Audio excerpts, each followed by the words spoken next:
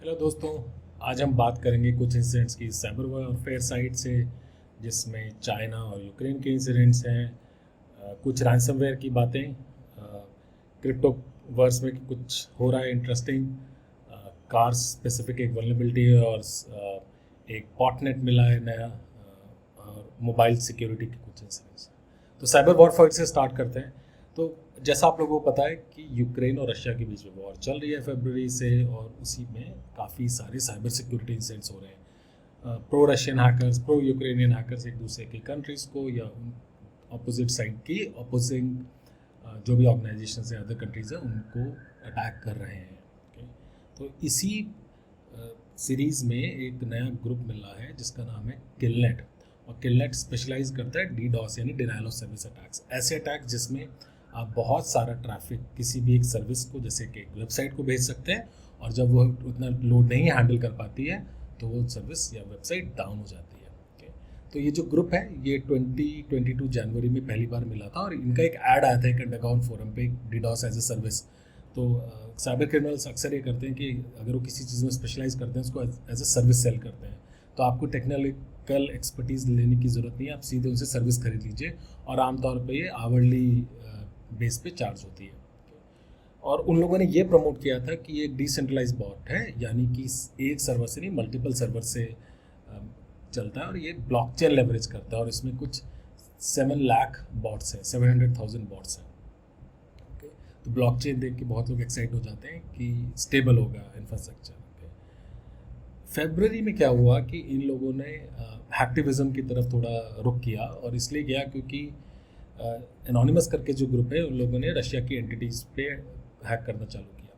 इसमें कुछ media outlets को रिपोर्ट किया था, और एनोनिमस क्या कर रहा था कि जो रियल ग्राउंड पे यूक्रेन में हो रहा है वो दिखा रहा था टीवी पे या मीडिया पे, यूट्यूब पे, और रशिया इनफैक्ट गवर्नमेंट उनके लोगों को अटैक कर रहा था, और इस पर हमने उस टाइम पे कवरेज करी थी। तो किलनेट ने क्या किया कि इस ग्रुप के जो लोगों ने, इन्होंने जो यूक्रेन की जो ऑफिशियल वेबसाइट है उनके जो प्रेसिडेंट की, और कुछ 25 और जो वेबसाइट्स हैं उनको डीडॉस अटैक से डाउन कर दिया। और इसलिए क्या था क्योंकि एनोनिमस रशिया के अगेंस्ट कर रहा था, इन्होंने यूक्रेन के अगेंस्ट किया। लेकिन उसके बाद क्या हुआ है, इन्होंने जो जो और रिपोर्ट्स मिली हैं उसमें कुछ 8 पॉलिश एयरपोर्ट से उनकी वेबसाइट डाउन करी हैं, क्योंकि पोलैंड ने कुछ सपोर्ट दिया था यूक्रेन को, कुछ सामान वगैरह भेजा था। उन्होंने चेक रिपब्लिक की कुछ 12 एंटिटीज़ हैं उनकी वेबसाइट्स को या उनकी कंपनीज़ को हैक किया, और ये organisation aviation, banking, government, military और टेलीकॉम सेक्टर से हैं। एस्टोनिया बेस्ड आइडेंटिटी जो गवर्नमेंट, मिलिट्री और टेलीकॉम की हैं उनकी 9 एंटिटीज़ को इन्होंने ब्रीच किया, और कुछ 8 मेजर सर्विस प्रोवाइडर्स हैं, इंटरनेट सर्विस प्रोवाइडर्स, और उनके 2 जो ट्रैफिक एक्सचेंज है उनको इन लोगों ने डाउन किया। और ये यूक्रेन बेस्ड कंपनीज़ की बात कर रहा हूँ मैं लास्ट टाइम में। ओके, नाउ उसके बाद क्या हुआ कि किलनेट ने ये अटैक कर रहे थे, साथ ही साथ एक और चीज़ हो रही थी, मल्टीपल अदर ग्रुप्स जो कि उनकी एक्टिविटी को सपोर्ट कर रहे थे वो उनके साथ मर्ज होने चालू हो गए। जैसे जैकनेट नाम का एक ग्रुप था जिसने मार्च में उन्हें ज्वाइन किया, और उन्होंने ये अनाउंस किया था कि हम डीडॉस अटैक करेंगे यूक्रेन के क्रिटिकल इंफ्रास्ट्रक्चर और गवर्नमेंट्स पे। उसके बाद एक फॉकनेट करके है ग्रुप, उसने मई में अनाउंस किया, और अगेन डीडॉस के बारे में बात करी। उन्होंने कहा कि हम पब्लिक और प्राइवेट सेक्टर ऑर्गेनाइजेशंस को, जो भी इस कंट्रीज़ यूक्रेन को सपोर्ट कर रही हैं, उन पे अटैक करेंगे। फिर एक सब ग्रुप बना लीजन करके, उसने स्पेसिफिकली डिसाइड किया कि हम डीडॉस करेंगे। और एज ऑफ नाउ जो रिसेंट रिपोर्ट मैंने स्टडी करी है उसके अकॉर्डिंगली कुछ 6 सेपरेट ग्रुप्स हैं जो लीजन के अंडर काम कर रहे हैं, और हर ग्रुप इंडिपेंडेंट अटैक कर रहा है। तो जैसे एग्जांपल, एक बड़ा ऑर्गेनाइजेशन है, उसमें आपने टीम्स बना दी और हर टीम का अलग काम है, तो they are working like a professional organisation. अब किलनेट काम कैसे करता है, TTPs, tools, tactics and procedures. तो वो आम तौर पे टेलीग्राम यूज़ करते हैं, और मेंबर्स जो टेलीग्राम का प्रोडक्ट है उन्हें ग्रुप स्क्रिप्ट्स दी जाती है अटैक करने के लिए। कुछ इसमें ओपन सोर्स है, कुछ उन्होंने खुद बनाई हुई है। ओके, और इनफैक्ट उनका एक खुद मैलवेयर है जो कि डीडॉस अटैक करता है। और इसमें मेंबर्स कैसे ज्वाइन करते हैं, तो ये लोगों ने ऐड दिए थे बहुत सारी ऑनलाइन कम्युनिटीज़ में। अगर इनके मेंबर्स की काउंट ट्रैक करें तो मल्टीपल चैनल्स के अक्रॉस 50,000 मेंबर्स हैं, ओके। लेकिन ज़्यादातर मेंबर्स किलनेट के ऑपरेशंस में इन्वॉल्व नहीं है। जैसे एग्जांपल, मैं किलनेट के बारे में कुछ सर्च करता हूँ, मैं उनका टेलीग्राम ग्रुप ज्वाइन कर सकता हूँ क्योंकि वो ओपन है, लेकिन ज़रूरी नहीं है कि वो जो इंस्ट्रक्शंस दे रहे हैं मैं उनको करूँ इस्तेमाल, ओके।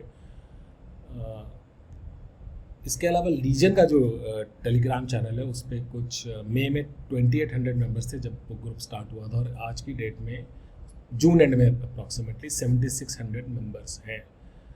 लेकिन जो फर्दर 6 ग्रुप्स हैं लीजन के, उसमें कभी भी 300 के ऊपर मेंबर्स नहीं गए अब तक, ओके। तो इस तरह से किलनेट काम कर रहा है टू सपोर्ट रशियाज इन्वेजन। और ये होता है किसी भी कंट्री के जो सपोर्टर्स होते हैं या किसी एजेंडा के सपोर्टर्स होते हैं, they can always get together and perform cyber attacks. दूसरी तरफ चाइना के जो कुछ हैकर्स हैं, उन लोगों ने एक रिसेंट रिपोर्ट में ये पता चला है कि उन लोगों ने यूएस के कुछ रिपोर्टर्स हैं उनको टारगेट किया था जब कैपिटल हिल वाला अटैक हुआ था। अगर आप लोग न्यूज़ फॉलो करते हैं तो वहाँ पे एक अटैक हुआ था, रशियन इन्वेजन के पहले वो लोग एक्टिव थे। तो इसमें 2 ग्रुप्स के बारे में बात की गई है इस रिपोर्ट में, और ये रिपोर्ट में जो पहला एक्टर है उसका नाम है TA412, दूसरा AKA जर्कोनियम। ये एक थ्रेट एक्टर है या अटैकर्स का ग्रुप है। दूसरा है TA459। जस्ट टू रिमाइंड, जो पहली बार सुन रहे हैं, साइबर सिक्योरिटी में ये होता है कि कुछ लोग जो कॉमन एक्टिविटीज़ में इन्वॉल्व होते हैं उनको हम हैंडल्स दे देते हैं, ग्रुप के नाम दे देते हैं। कई बार कंपनीज सेम ग्रुप के पीछे अलग अलग नाम दे देती हैं, तो इसलिए AKA यानी ऑल्सो नोन एज का यूज़ किया जाता है, ओके। तो इस केस में TA412 जो एक्टर है या फिर जर्कोनियम, वो लोगों ने क्या किया था, US बेस्ड जो जर्नलिस्ट हैं उन पर फिशिंग अटैम्प्ट्स चालू कर दिए थे जनवरी 2021 में, Jan-Feb में। और ये जो ग्रुप है इनकी एक्टिविटी से लगता है कि चाइना से अलाइंड है। माइक्रोसॉफ्ट ने भी इसी तरह इनको 2020 में रिपोर्ट किया था जब और ये बताया था कि वो US प्रेसिडेंशियल कैंपेन है, उससे एसोसिएट, उसमें कुछ जो हुआ है उसमें वो एसोसिएटेड थे। अच्छा, ये लोग टारगेट्स जर्नलिस्ट के पीछे क्यों जाते हैं? क्योंकि आमतौर पे जर्नलिस्ट सेंसिटिव इन्फॉर्मेशन हैंडल कर रहे होते हैं जो कि पब्लिक न्यूज़ बनने के पहले सिर्फ उनके पास होती है, और अगर वो इन्फॉर्मेशन इनको पता चल जाए तो वो अपनी जो हैंडलिंग है या पॉलिसीज़ हैं या डिसीजंस है गवर्नमेंट्स उसको कंट्रोल कर सकती है। नाउ ये जो टारगेट्स हैं, इन लोगों ने apparently social media privacy issues हैं जो चाइना की डिसइंफॉर्मेशन कैंपेन है, इनके बारे में काफ़ी कुछ लिखा था, और इसीलिए चाइना जो है उनका काफ़ी इंटरेस्ट था कि इनको ट्रैक करे ताकि वो ग्लोबल ओपिनियन और परसेप्शन जो है उसको कंट्रोल कर सके। तो अगर कोई जर्नलिस्ट किसी बड़े ग्रुप के अगेंस्ट लिख रहा है, बड़ी कंट्री के अगेंस्ट लिख रहा है, तो आमतौर पे वो लोग चाहेंगे कि न्यूज़ बाहर ना आए या उसको कंट्रोल किया जा सके किसी भी तरीके से। अच्छा, ये हैकर्स काम किस तरह से करते हैं? अगेन TTPs, तो ये आमतौर पे ये जर्नलिस्ट के वर्क अकाउंट पे फोकस कर रहे हैं, और उन्हें एक इंटरेस्टिंग टेक्निक का यूज़ किया जिसका नाम है वेब बीकन या ट्रैकिंग पिक्सेल्स। आप इसके बारे में गूगल कर सकते हैं, बट ये कॉमन एक टेक्निक है जो वेबसाइट्स यूज़ करती हैं यूज़र की काउंट ट्रैक करने के लिए, यानी यूज़र विजिट्स ट्रैक करने के लिए। तो आमतौर पे क्या होता है कि एक कोड या स्क्रिप्ट या कोई एक और मेथड होता है इमेज वाला, जिसके अंदर ये कोड क्या करता है, जब यूज़र ब्राउज करता है तो उस यूज़र के सिस्टम को आइडेंटिफाई कर लेता है, ठीक है, कि ये यूज़र आया था। Now going back to this specific attack, इसमें क्या हुआ कि या इसमें ये हो रहा है कि थ्रेट एक्टर को यूज़र को जो IP address, external IP address, ठीक है, यूज़र एजेंट स्ट्रिंग यानी किस ब्राउज़र से आ रहा है, आमतौर पे यूज़र एजेंट स्ट्रिंग ब्राउज़र से आती है, उसमें इन्फॉर्मेशन होती है, उसका ईमेल एड्रेस और ये अकाउंट एक्टिव है, ईमेल अकाउंट, उसकी इन्फॉर्मेशन ये जो कोड है वेब बीकनिंग वाला ये भेज रहा है, ओके।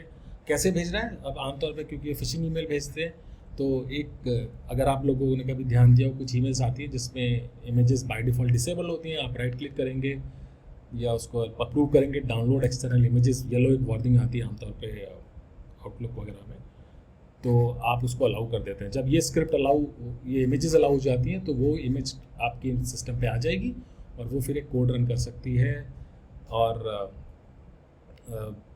जो अटैकर है उसको इन्फॉर्मेशन दे सकती है कि ये मशीन एक्टिव है और मैं इस सिस्टम पे हूँ। ओके, तो वेब बीकनिंग ईमेल के थ्रू और वेब के थ्रू दोनों तरीके से काम करती है। ओके, नाउ जो दूसरा ग्रुप है जिसका नाम TF459 है, इसने अप्रैल में कुछ लोगों को, मीडिया के जो कुछ लोग हैं उनको टारगेट किया था। उन्होंने एक रॉयल रोड करके एक मलिशियस डॉक्यूमेंट क्रिएटर होता है, उसको यूज़ किया। जब उसमें तो ये सॉफ्टवेयर कैसे काम करता है मैंने लास्ट पॉडकास्ट में भी कवर किया था, but here it is again. आप एक मैलवेयर को, मलिशियस सैंपल को आप वर्ड फाइल में डालिए, रॉयल रोड को उसके थ्रू प्रोसेस करिए और वो ऑटोमेटिकली वो डॉक्यूमेंट के अंदर मैलवेयर एम्बेड हो जाएगा। रॉयल रोड काफ़ी पॉपुलर है चाइना में, चाइनीज़ एक्टर्स के और चाइनीज़ साइबर क्रिमिनल्स के बीच में। और इस स्पेसिफिक केस में चाइनॉक्सी करके एक मैलवेयर उसमें इंसर्ट किया और ये मैलवेयर बैकडोर हो जिससे कि विक्टिम की मशीन पे वो इन्फॉर्मेशन स्टील कर सके। और वो जो मैलवेयर एनालिसिस के बाद ये पता चला कि एक पाकिस्तानी ईमेल एड्रेस को डेटा भेजता है और ये ईमेल एड्रेस कॉम्प्रोमाइज्ड है। तो और इसका आइडिया ये था कि इसकी जो ईमेल्स आ रही थी, फिशिंग ईमेल्स आ रही थी, उसके अंदर कुछ रैंडम इनोसेंट यूट्यूब वीडियोस के लिंक्स थे। ओके, तो अब ये नॉर्मल जो भी यूज़र है ईमेल देखेगा उसको लगेगा कि इसके अंदर तो एक यूट्यूब वीडियो है जो कि इस्लामाबाद सिक्योरिटी डायलॉग के बारे में बात कर रहा है। जो इसमें जो पर्टिकुलर टॉपिक था उसका नाम था नेविगेशन और navigating disinformation and discourse in the information age. इस टॉपिक से एक यूट्यूब वीडियो का लिंक जा रहा था, तो नॉर्मल यूजर लिंक पे क्लिक कर लेगा। ओके, एंड इस तरह से ये ग्रुप चाइनीज़ हैकर्स का एक्ट कर रहा है। Okay, now moving on from cyber warfare to another new thing which I found is a botnet called Mantis. Now botnet बड़े कॉमन है और रिसेंटली पिछले 1-2 साल में क्या हो रहा था कि जो घर के कैमराज होते हैं, टीवीज़ होते हैं या कोई और सिस्टम्स हैं, राउटर्स हैं इनसिक्योर, उनको हैकर्स कॉम्प्रोमाइज़ करते हैं, उन पर सॉफ्टवेयर इंस्टॉल करते हैं कोई वल्नरेबिलिटी या वीकनेस की वजह से और उसको यूज़ करके वो अटैक करते हैं। अब मैंटिस नाम का जो बॉटनेट मिला है इसमें कुछ 5000 कॉम्प्रोमाइज मशीन्स हैं और आमतौर पे जो ये सर्वर्स हैं ये क्लाउड इंफ्रास्ट्रक्चर पे हैं, यानी जो पब्लिक क्लाउड इंफ्रास्ट्रक्चर देती हैं कंपनीज, उनके यहाँ पे सिस्टम होस्टेड है इंस्टेड ऑफ जो स्टैंडर्ड पुराना 1-2 साल से चल रही थी बात, वो नहीं कर रहे ये लोग। अब इस पर्टिकुलर डीडॉस में कुछ 26 मिलियन RPS जून में रिकॉर्ड हुई हैं। ये रिपोर्ट रिसेंटली आई है। तो आमतौर पे होता है कि पहले डेटा एनालिसिस होता है, उसके बाद पब्लिक की जाती है इन्फॉर्मेशन, इसलिए थोड़ा टाइम लगता है हमारे पास न्यूज़ आने में। ओके, तो इस अटैक में कुछ 26 मिलियन रिक्वेस्ट पर सेकंड आई है और ये क्या करते हैं, क्योंकि ये पावरफुल सिस्टम्स यूज़ करते हैं, प्योर वर्चुअल मशीन यूज़ करते हैं instead of a small phone जिसकी मेमोरी कम हो सकती है या फिर एक राउटर, ये बड़े स्ट्रॉन्ग अटैक्स हैं। ओके, और मैंटिस ने क्या किया, इस मैंटिस बॉटनेट ने इसने कुछ 3000 डीडॉस अटैक्स किए जिसमें 36% जो अटैक्स थे वो टेलको और internet sector, game publishing companies और न्यूज़ ऑर्गेनाइजेशंस पे टारगेटेड थे। साथ ही साथ इन्होंने कुछ फ्रेंच ऑर्गेनाइजेशंस हैं उनकी वेबसाइट को टारगेट किया, गैमलिंग वेबसाइट्स को टारगेट किया और कुछ ई कॉमर्स प्लेटफॉर्म्स को टारगेट किया। नाउ मेरे लिए इंटरेस्टिंग बात इसमें यह है कि एक मैं ट्रेंड नोटिस कर रहा था कि डीडॉस स्मार्ट डिवाइसेस पे आ रहा है और वो होगा। ओके, लेकिन क्लाउड इंफ्रास्ट्रक्चर जहाँ पे आम तौर पे साइबर सिक्योरिटी की रिस्पॉन्सिबिलिटी जो क्लाउड प्रोवाइडर है उसकी नहीं होती है, तो there is a concept of shared responsibility model. तो क्लाउड इंफ्रास्ट्रक्चर के प्रोवाइडर का काम है कि वो आपको ईज़ दे देगा कि आप अपनी सिस्टम्स ईजिली क्रिएट कर सकते हैं। ओके, तो मुझे अगर कोई वर्चुअल मशीन या कोई सिस्टम बनाना है तो नॉर्मल मैं सर्वर खरीदूंगा, मुझे कुछ दिन लग सकते हैं, हफ्ते लग सकते हैं, वहीं मैं क्लाउड में बनाऊँगा 2 से 5 मिनट के अंदर मैं अपनी वेबसाइट, बेसिक वेबसाइट लॉन्च कर सकता हूँ, 2 घंटे में कर सकता हूँ, इतना टाइम नहीं लगता है। ओके, तो वो ईज़ है, लेकिन वो कहते हैं सिक्योरिटी आपकी रिस्पॉन्सिबिलिटी है अनलेस आप मेरे से सिक्योरिटी सर्विसेज खरीद रहे हैं। और सिक्योरिटी सर्विसेज के बहुत ऑप्शंस होते हैं पर आमतौर पे लोग कोशिश करते हैं पैसे बचाने के लिए कि ना करें। ओके, तो इस केस में इंटरेस्टिंग बात यह है कि ये क्लाउड प्रोवाइडर्स पे होस्टेड है, तो उनका इंफ्रास्ट्रक्चर यूज़ कर रहा है, एंड जो एंड यूज़र्स हैं उनको पता नहीं चल रहा, जो एंड यूज़र्स हैं या जिन्होंने वर्चुअल मशीन्स जिनका इंफ्रास्ट्रक्चर की यूज़ हो रही है। ओके, नाउ रैंसमवेयर्स की बात करें तो एक नया रैंसमवेयर मिला है, होली घोस्ट, जिसका नॉर्थ कोरिया से टाई अप है, और ये जून 2021 में मिला था। और इस जो ग्रुप है, साइबर क्रिमिनल्स का ग्रुप है, इसको हम डेव 0530 से ट्रैक कर रहे हैं, और ये जो ग्रुप है ये little to mid size companies है उनको टारगेट कर रहा है। कैसी कंपनीज? मैन्युफैक्चरिंग है, फाइनेंशियल इंस्टीट्यूट्स हैं, एजुकेशनल इंस्टीट्यूट्स हैं, मीडिया कंपनीज हैं, और मल्टीपल कंट्रीज़ में हैं, और ये लास्ट सितंबर में स्टार्ट हो गया था। ओके, तो ये क्या करता है कि जो भी सिस्टम जिस पे आ जाता है उस पर वो सारी फाइल्स को एनक्रिप्ट कर देता है, और उनका जो फाइल एक्सटेंशन है, जैसे डॉक्यूमेंट फाइल का DOC या DOCX होता है, PDF का .pdf होता है, ये क्या करता है .holy_enc रख देता है फाइल का नाम, और रीडायरेक्ट करता है एक ओनियन पेज पे, एक अंडरग्राउंड नेटवर्क की जो वेबसाइट्स होती हैं वो ओनियन एक्सटेंशन की होती हैं, तो उन पे रीडायरेक्ट करता है। ओके, पेमेंट ये बिटकॉइन में एक्सेप्ट कर रहा है, एंड साथ ही साथ न्यूज़ ये है कि वो डबल एक्सटॉर्शन करता है कि अगर कोई रैंसमवेयर विक्टिम बोलता है कि मैं आपको पैसे नहीं दूंगा, तो वो सारा जो स्टोलन डेटा है उसको सोशल मीडिया पे पब्लिश करने की धमकी दे रहे हैं, या फिर वो विक्टिम के क्लाइंट्स को भेज रहे हैं। ओके, नाउ जो ये ग्रुप है डेव 0530, ये नॉर्थ कोरिया का एक ग्रुप है, प्लूटोनियम उस नाम से भी जाना जाता है। ओके, और भी नाम इसके डार्क सोल है, एंड्रारी है, एंड तो कुछ रिपोर्ट्स में वो कह रहे हैं कि ये सेम ग्रुप है, कुछ कह रहे हैं कि उनका पार्ट है, तो it's I am sure as more data will come, हम लोगों को पता चलेगा। सॉरी। उसके अलावा एक और नया ट्रेंड, रैंसमवेयर ग्रुप्स ने अपना जो विक्टिम का डेटा है उसको अब सर्चेबल बना दिया है। इसका मतलब जो वो जहाँ जिन साइट्स पे अटैक कर रहे हैं, जिन यूज़र्स पे, कंपनीज पे अटैक करते हैं, उनका डेटा वो लोग पब्लिश कर रहे हैं, इधर फ्री या सेल। तो आप जाएं, अगर जैसे एग्जांपल जो ब्लैक कैट रैंसमवेयर ग्रुप है जिसका दूसरा नाम एल्फवी है और लॉकबिट है, उन्होंने ऐसे फीचर्स निकाल दिए हैं कि उनकी वेबसाइट पे आप जाके किसी भी कंपनी का नाम का डेटा सर्च कर सकते हैं जो भी उन्होंने स्टील किया है।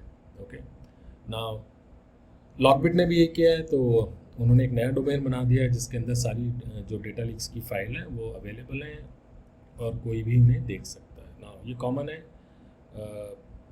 कि आप वो सेल करें, मैंने काफ़ी देखा है, लेकिन रैंसमवेयर के विक्टिम या रैंसमवेयर जिन ऑर्गेनाइजेशंस पे अटैक हुए हैं उनका डेटा ये सेल कर रहे हैं फ्री में, कमर्शियली।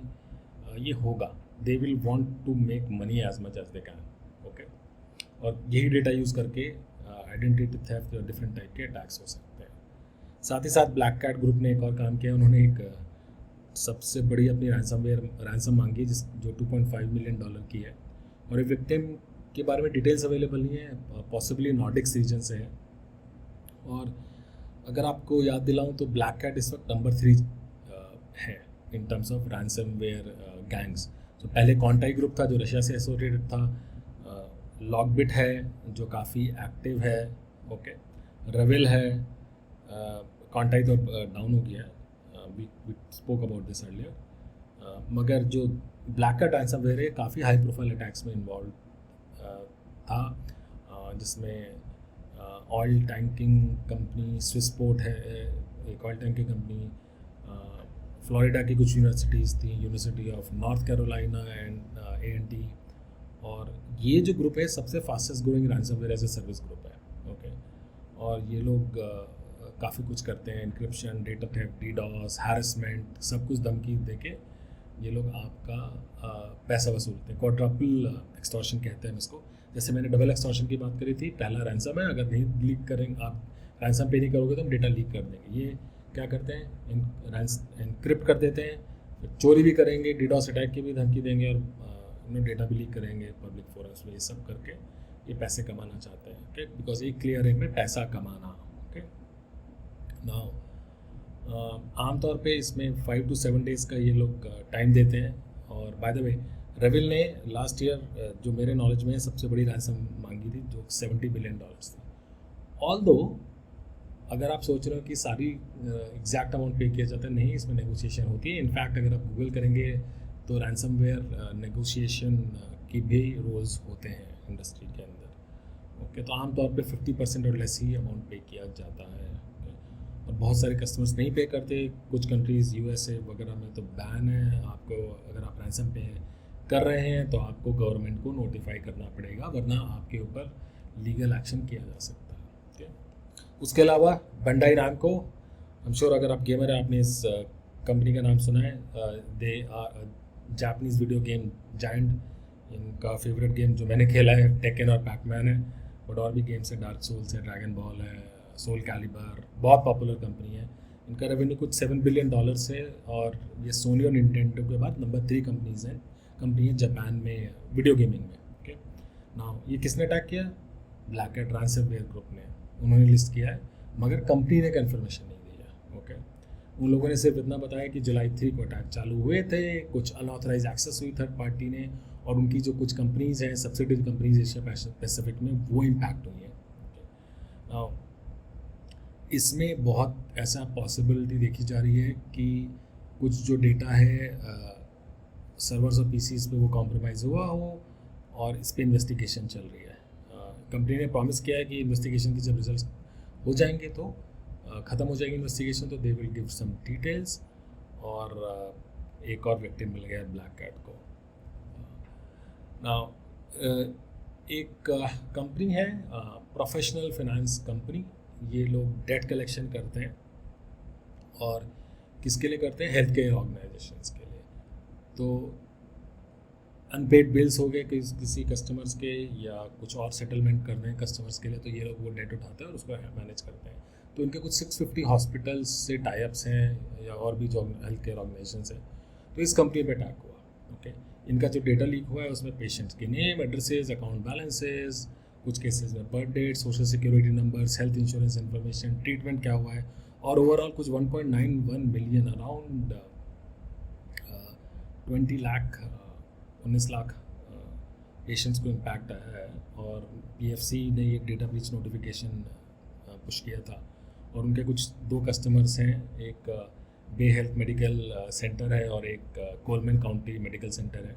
इन लोगों ने अपने अपने पेशेंट्स के बारे में ये डेटा ब्रीच नोटिफिकेशन दिया है। ओके, और ये पहली बार नहीं है कि कोई डेट कलेक्शन कंपनी है जो साइबर क्रिमिनल्स ने टारगेट करी हो।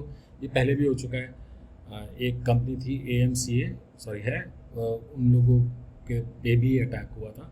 और बहुत सारी कंपनीज ये सोचती हैं कि हम रेलेवेंट नहीं हैं। ओके, हम छोटी कंपनी, हम पे कौन अटैक करेगा। मगर पीएफसी का मैंने आज से पहले नाम भी नहीं सुनता, it's a very small company, बहुत लोगों ने नहीं सुना होगा, but they have sensitive data. वो डेटा जो कि आइडेंटिटी थेफ्ट में यूज़ हो सकता है, फर्दर अटैक में यूज़ हो सकता है। ओके, तो ये सब लिंक्ड है। तो प्लीज़, अगर आपकी कंपनी ऑनलाइन कुछ भी यूज़ करती है और आपके पास कोई एक डेटा है जो कोई भी साइबर क्रिमिनल यूज़ कर सकता है, आप कस्टमर का डेटा प्रोसेस कर रहे हैं, तो प्लीज़ साइबर सिक्योरिटी कंट्रोल्स लगाइए।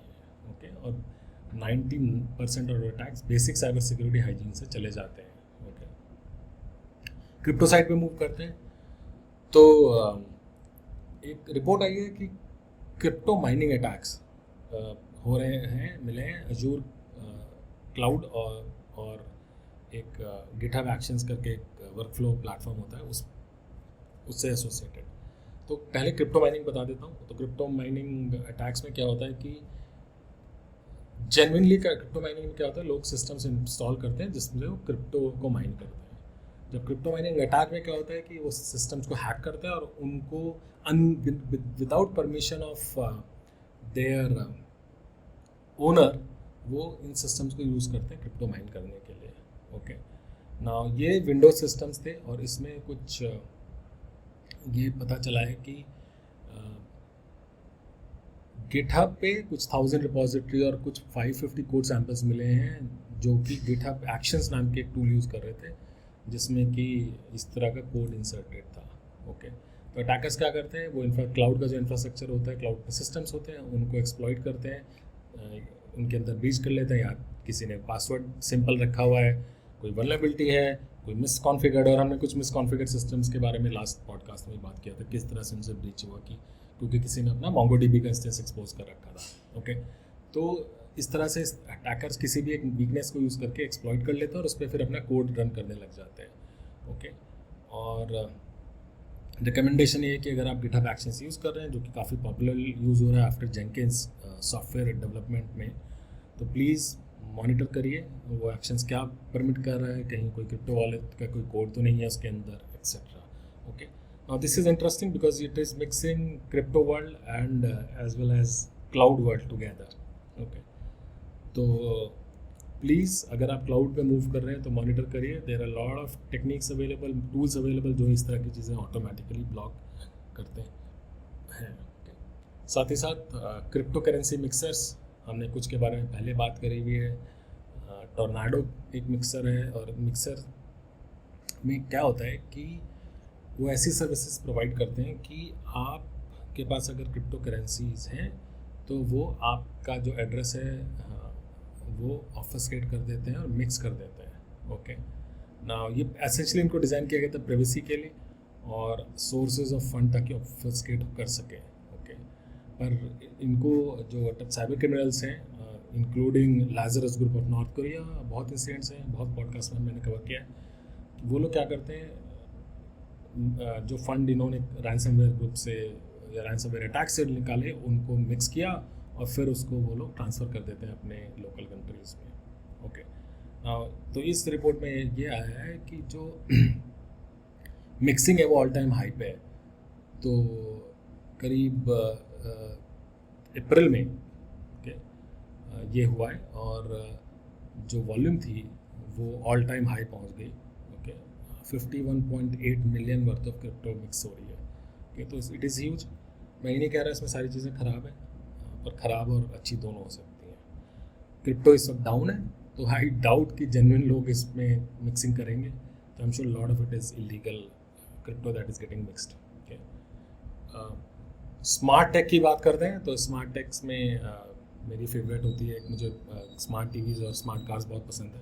तो एक होंडा अमेजिंग कार्स, उन लोगों की एक वल्नरेबिलिटी इस साल आई थी जिसमें जो उनकी कीलेस कार्स होती हैं उनको किसी ने एक वल्नरेबिलिटी निकाली, वो गेट ओपन कर सकते थे उस सॉफ्टवेयर को कि या उस कार की जो रेडियो फ्रीक्वेंसी है वो अनक्रिप्टेड थी, प्लेन टेक्स्ट में थी या प्लेन थी, उसको रिक्रिएट किया और उससे वो व्हीकल को रीस्टार्ट कर सकते थे। उसके बाद इसका सोल्यूशन ये आया कि कुछ रैंडम नंबर जनरेट होंगे, वो डिफरेंट कोड्स रखेंगे की फॉब और कार के बीच में, मगर रिसेंटली एक रिपोर्ट आई कि वो भी ब्रीच हो गया है। ओके, तो इस तरह की चीज़ें आती रहेंगी, जैसे जैसे सॉफ्टवेयर और हार्डवेयर मिलेगा, एक्सप्लॉइट्स और वल्नरेबिलिटीज आती रहेंगी। मोबाइल थ्रेट्स की बात करते हैं तो एक नया मैलवेयर मिला है एंड्रॉयड पे, और ये मैलवेयर क्या करता है, ये इसका नाम है मेलबॉट, और मेलबॉट बैंकिंग ट्रोजन है, बैंकिंग मैलवेयर है। ये पासवर्ड स्टील करता है और क्रिप्टो करेंसी जो वॉलेट्स हैं आपके ऐप्स में उनको स्टील करता है। कि अगर आप सिक्योरिटी के लिए मल्टी फैक्टर ऑथेंटिकेशन आपने लगा रखा है उसको बाईपास कर देता है। साथ ही साथ आपके टेक्स्ट मैसेजेस, ब्राउज़र की कुकीज़ और आपके सिस्टम के स्क्रीनशॉट्स एंड आपके फ़ोन के स्क्रीनशॉट से ले सकता है। ओके, और अपने आप को ये SMS के थ्रू स्प्रेड करता है। SMS आपके फ़ोन से किसी आपकी कॉन्टैक्ट लिस्ट को भेज देगा और बाकी यूज़र्स इससे इन्फेक्ट हो सकते हैं। तो ये इस वक्त नंबर 3 है जून में। अगर मैं बात करूँ मैलवेयर्स की तो उस नंबर 1 एलियन बॉट है, दूसरा है अनोबिस 2016 से काफ़ी पॉपुलर है। तो एंड्रॉइड साइड में अगर आप ऐसी कोई ऐप्स डाउनलोड कर रहे हैं जो इंटरेस्टेड स्टोर से हैं तो ये आप इन्फेक्ट हो सकते हैं, स्पेशली गेम्स के चक्कर में, फ्री गेम्स के चक्कर में या फ्री ऐप्स के चक्कर में लोग ये कर देते हैं, और इसी वजह से आपके फ़ोन्स हैं वो डिफरेंट अटैक्स में यूज़ होते हैं, आपकी इन्फॉर्मेशन लीक हो जाती है। ओके, साथ ही साथ व्हाट्सएप से एक वार्निंग आई है कि प्लीज़ अपने फेक व्हाट्सएप सिस्टम्स को आप ना करें, ऐप्स को यूज़ ना करें, क्योंकि वो उसके अंदर मैलवेयर होते हैं एंड वो इंफॉर्मेशन स्टील करते हैं। साथ ही साथ एक इंटरेस्टिंग एडवाइजरी आई है। तो फेब 2022 में एक साइबर सेफ्टी रिव्यू बोर्ड बना था यूएस में, डिपार्टमेंट ऑफ होमलैंड सिक्योरिटी ने बनाया था, और इसमें both public and private sector के कुछ 15 मेंबर्स थे या हैं। और इसका काम क्या है कि साइबर सिक्योरिटी जो कंट्री की है, नेशनल साइबर सिक्योरिटी, उसके बारे में लेना डिसीजंस, गाइड करना। तो उन्होंने एक जो पहली रिपोर्ट आई है, इनॉग्रेटल रिपोर्ट, उसमें Log4j वल्नरेबिलिटी जो लास्ट ईयर आई थी उसके बारे में बताया कि ये वल्नरेबिलिटी से जो सिस्टम्स को इश्यूज हैं या वर्ल्ड वाइड जो इंफ्रास्ट्रक्चर है उसको करीब 10 साल लग जाएंगे फिक्स करने में। इसको ये लोग एंडेमिक वल्नरेबिलिटी डिक्लेयर कर रहे हैं। मेरे नॉलेज में पहली एंडेमिक वल्नरेबिलिटी होगी, यानी इम्पैक्ट बहुत ज़्यादा है। क्यों? Log4j हर जगह यूज़ होता है जहाँ पे जावा सॉफ्टवेयर यूज़ हो रहा है, which is most of the world, right. तो इसको फिक्स करने में काफ़ी टाइम लगेगा और यही जो उनकी जो पहली रिपोर्ट है उसमें ये आया है सामने। तो with that that's for today. I know long podcast थी। मैं सारी अपनी सोर्सेज का हमेशा ग्रेटफुल रहता हूँ कि आप लोगों की वजह से वी ऑल लर्न टुगेदर। और जो लिसनर्स हैं, in case you have some suggestion, some questions, please reach out. अगर आप किसी पर्टिकुलर टॉपिक के बारे में ज़्यादा जानते हैं, please you are welcome to come here and we can talk about it. Objective है हम सब साथ में सीखें और साइबर सिक्योरिटी को प्रमोट करें। Okay, with that, thank you so much. I will see you next time.